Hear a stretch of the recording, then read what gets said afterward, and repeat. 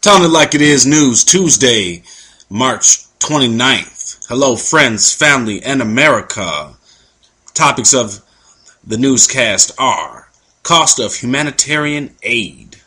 Not war, folks. Humanitarian aid. Secondly, cows that can produce human milk. Who would have thought? A Southern California problem called Klebsiella Pneumoniae. And that is if I'm pronouncing it correctly. And last but not least, homemade 2-liter bottled water filter. But first, a message from our sponsors. Let's have sex on the beach, laying in the sand, just you and me, hand in hand. Come on, come on. Let's have sex on the beach, laying in the sand, just you and me, hand in hand. Come on, come on. Let's have sex on the beach, laying in the sand, just you and me, hand in hand. Come on, come on. Let's have sex on the beach, laying in the sand, just you and me, hand in hand. Come on, come on.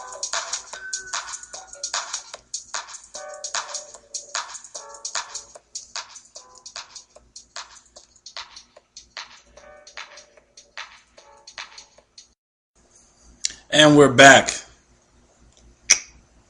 Starting off, cost of humanitarian effort. Because this is not war. Because we're bombing, folks. We got to know how much it costs. ABC News reports from the Pentagon, and I quote, 1 week after an international military coalition intervened in Libya, the cost to U.S. taxpayers has reached at least $600 million. $600 million, folks, according to figures provided by the Pentagon. So we might be able to add a +2 if you know what I'm saying, folks.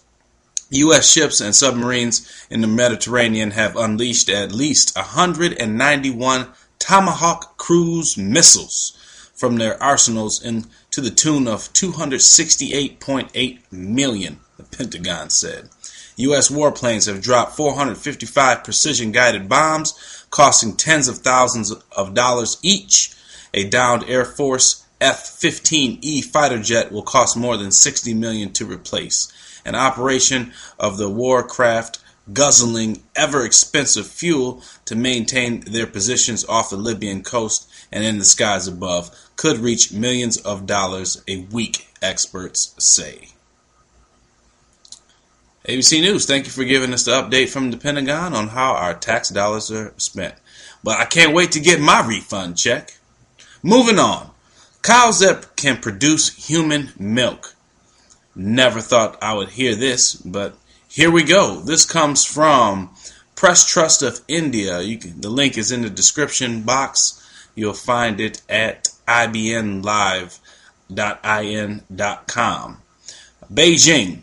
Chinese scientists claim to have created a herd of more than 200 cows that is capable of producing milk similar to that of humans. That's just what I want. You want some human milk? Have some. In this neat little package. Genetically modified, or GM, dairy products that are similar to human milk will appear on the Chinese market in 2 years, folks. 2 years. According to the state-run China Daily Today.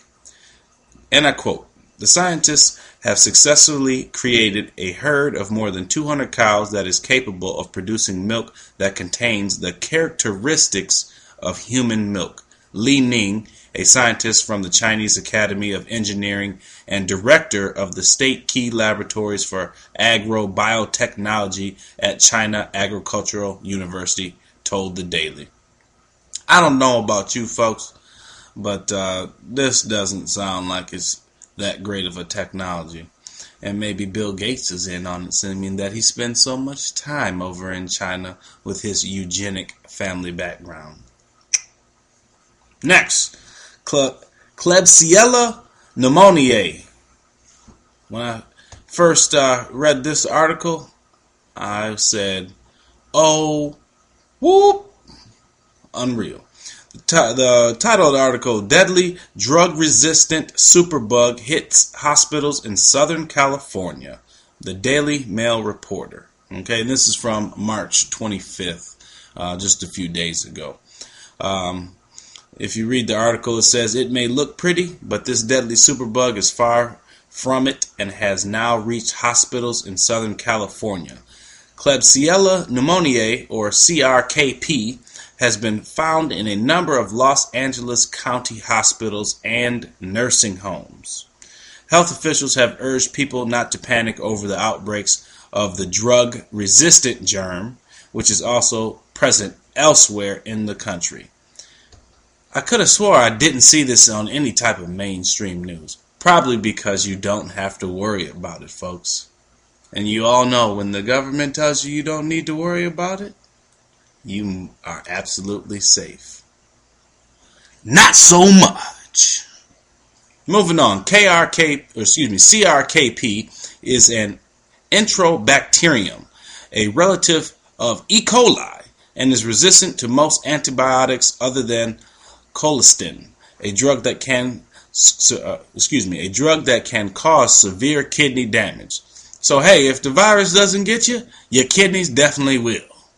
Studies in the U.S. and Israel have shown about 40% of patients infected with CRKP die. Done deal, folks. It's time to check out if you get CRKP. About 350 infections were reported over a 7-month period in LA last year. So this has been going on for some time, but who cares? You know, it's just another infectious disease that we don't know where it came from, or let alone how to cure it. Okay, moving on, it mainly affects the elderly. 53% of these infections came from acute care hospitals, 41% from long-term acute care hospitals, and 6% from nursing homes. And I quote, Dr. Jonathan E. Felding says, we think that this, as in the bug, is increasing. And this is what he told the LA Times. The bug tends to strike elderly patients who often stay in facilities for an extended period of time. Infections also occur among sick patients on ventilators or who take long courses of antibiotics.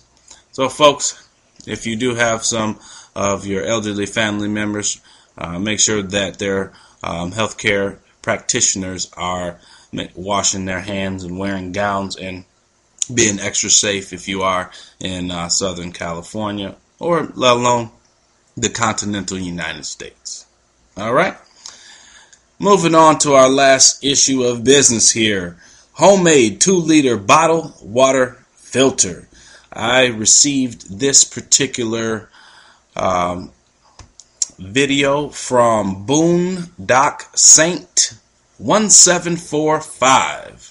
YouTube, folks. Again, that's Boondock Saint 1745. You need roughly 5 things. 5 of them.